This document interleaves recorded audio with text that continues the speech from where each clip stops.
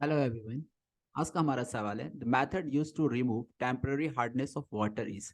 तो देखिएगा, temporary hardness of water को हटाने के लिए क्या करते हैं। तो हार्डनेस सिंपली क्या होता है, जो आपका लेदर फॉर्मेशन करता हो उसे हम लोग कर देते हैं सॉफ्ट वाटर। और जो लेदर फॉर्मेशन है, लेदर का मतलब झाग, ठीक है ना, जहाँ झाग बन रहा है वो सॉफ्ट वाटर, जो झाग नहीं बनाएगा ऐसे वाटर को हम हार्ड वाटर कह देंगे।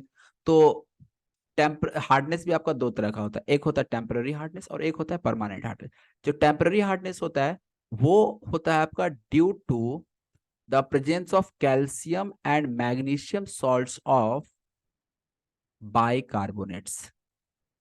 तो कैल्शियम और मैग्नीशियम का सॉल्ट्स ऑफ बाइकार्बोनेट की वजह से टेम्पररी हार्डनेस होता है।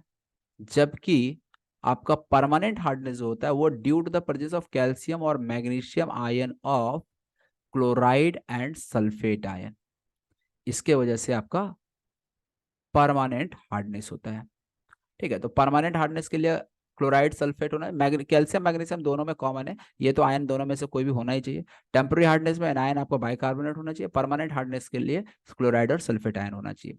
ठीक है, तो अब हम यहाँ पे बताना है टेम्पररी हार्डनेस को रिमूव करने के लिए हम क्या कर सकते हैं। तो देखिए, टेम्पररी हार्डनेस को रिमूव करने के लिए आपके पास दो मेथड्स होते हैं। एक तो सिंपल होता है बॉइलिंग मेथड, और दूसरा आपका जो होता है वो क्लार्क्स मेथड होता है।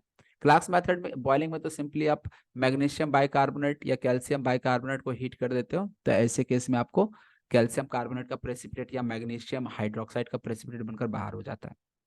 क्लार्क्स मेथड में क्या करते हैं, क्लार्क्स मेथड में सिंपली हम लोग लाइम से मिक्स ऐड कर देते हैं। जैसे कैल्शियम बाइकार्बोनेट है मान लीजिए, तो इसमें हम लोग लाइम ऐड कर देते हैं, लाइम वाटर। तो इस तरह से ये आपका CaCO3 प्रेसिपिटेट आउट हो जाता है और यहाँ पे आपका H2O मिल जाता है।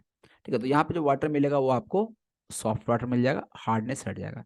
या दूसरा, यदि आप मैग्नीशियम बाइकार्बोनेट लिए हुए हो तो ऐसे में अगेन इसमें भी आप लाइम वाटर ऐड कर दो।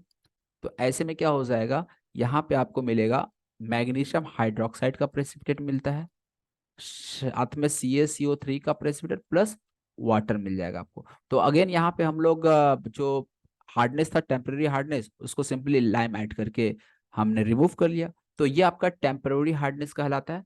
परमानेंट हार्डनेस के लिए ये सारे मेथड्स आते हैं आपके, Calgon's method, sorry, ion exchange method. इसके अलावा काल्गन्स मेथड, जो काल्गन्स मेथड होता है इसमें हम लोग सोडियम हेक्सा मेटाफॉस्फेट यूज करते हैं, Na6P6O18, ये यूज किया जाता है, जिसको हम लोग काल्गन भी कहते हैं या सोडियम हेक्सा मेटाफॉस्फेट भी कहा जाता है। ठीक है ना, तो इसके हेल्प से हम लोग काल्गन्स मेथड में परमानेंट हार्डनेस को हटाने के लिए यूज करते हैं। आयन एक्सचेंज मेथड में हम लोग generally sodium aluminium silicate use करते हैं, NaAlSiO4। तो ये जियोलाइट कहलाता है, या फिर इसी को हम लोग परम्यूटेड प्रोसेस भी कहते हैं। तो ये परम्यूटेड या जियोलाइट प्रोसेस के हेल्प से हम लोग परमानेंट हार्डनेस रिमूव कर सकते हैं। और लास्ट होता है सिंथेटिक रेजिन मेथड। ये आपका सिंथेटिक रेजिन मेथड जो होता है, इसमें दो हम लोग एक्सचेंजर लेते हैं, कैटायन एक्सचेंजर, एक एनायन एक्सचेंजर। ठीक है ना, और इस तरह से हम लोग फिर यहाँ पे वाटर में जो परमानेंट हार्डनेस होता है उसको रिमूव करने के लिए यूज करते हैं। तो फिलहाल हमारा जो सवाल था वो टेम्पररी हार्डनेस को रिमूव करने के लिए कौन सा मेथड यूज किया जाएगा।